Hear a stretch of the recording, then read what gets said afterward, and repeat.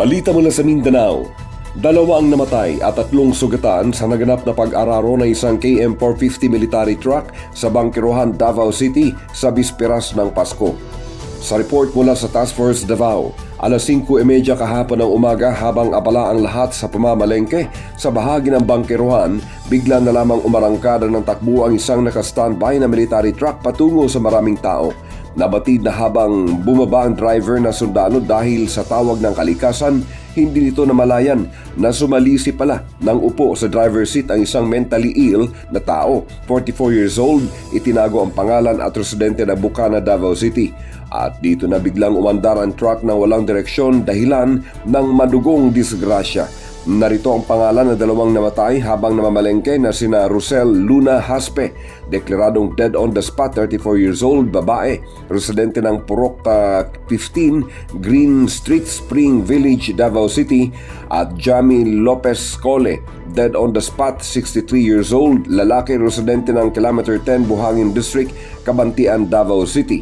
Habang naitala naman ang 3 sugatan na sina Michael Balduman Maghuyo, 44 years old, residente ng Mandog, Davao City, Teresita Pilapil Tangaro, 45 years old, babae, residente ng Piapi Boulevard, Davao City, at May Antoinette Anticamara, 20 years old, babae, residente ng Purok 11, Santo Niño, Bukana, Davao City.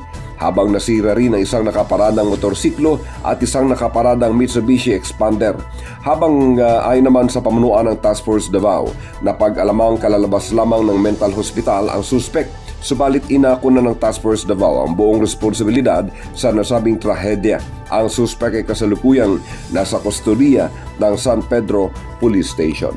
Mula sa Kanunahan sa Pilipinas, DZRH, ako si RH19, Jundi Makuta, tuloy-tuloy sa pagbabalita, tuloy-tuloy na serbisyo, sama-sama tayo Pilipino. 6 ang patay at 5 malubhang nasugatan ng aksidente kahapon ng madaling araw, banda alas 2 ng Disyembre 24, araw ng Linggo, sa Purok 4, Barangay Matubato, Calbay City sa Samar. Sa report ng PNP, ang mga biktima ng mga sugatan ay nakilala sa mga pangalan na sila James Castilla, 20 taong gulang, isa itong delivery boy.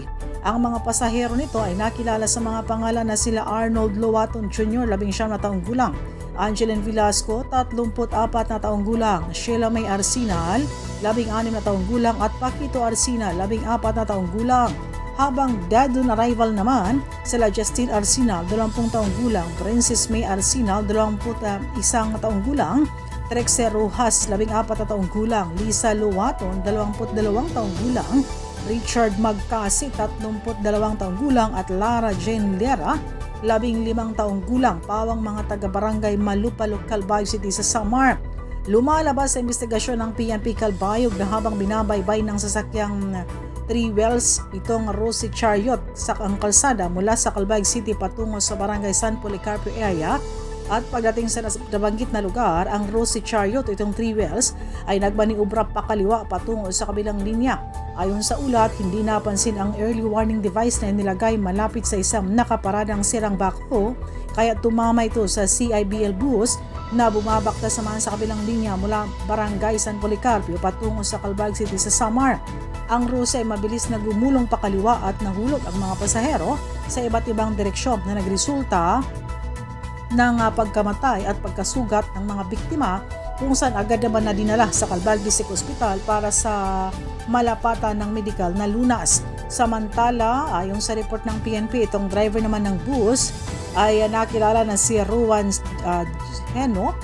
Chino, 46 na taong gulang, at nakatira ito sa Road 4, Tinga, Labac, Batangas City, kung saan agad na dinala sa Calbay City Police Station para sa tamang disposisyon. At kanina lamang, ngayong araw mismo ng Pasko, Disyembre 25, ay panibagong vehicular na naman ang naganap. Ayon naman sa post sa Facebook ng Calbayog Journal, nagsalpukan ng isang truck at isang bus sa Oquendo District sa Calbayog City pa rin sa Samar. Pero wala pang initial na report dito mula sa PNP at hindi pa malaman kung may namatay sa nasabing aksidente. Mula sa Action Radyo Katarman sa lalawigan ng Northern Samar, RH34 Jane Galit Bantayan, tuloy-tuloy sa pagbabalita, tuloy-tuloy sa serbisyo. Sama-sama tayo, Pilipino. Isang lalaki patay matapos masunog ang 22 kabahayan sa syudad ng Maasin, Southern Leyte.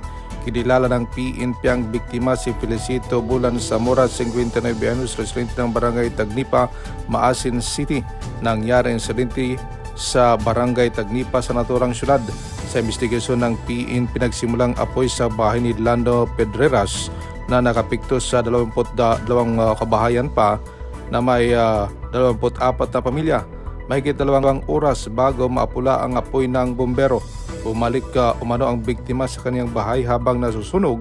Hindi na malaya ng mga bombero na may kinuha umanong gamit at hindi na nakabalik pa.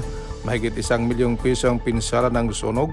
Ang mga biktima naman na nasunugan nanunuluyan ngayon sa Maasin Central School sa MCS Building.